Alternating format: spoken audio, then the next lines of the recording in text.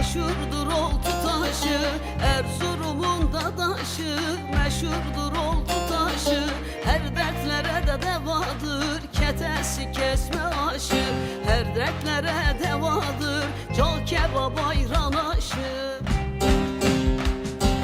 Erzurum'un dadaşı, meşhurdur oltu taşı.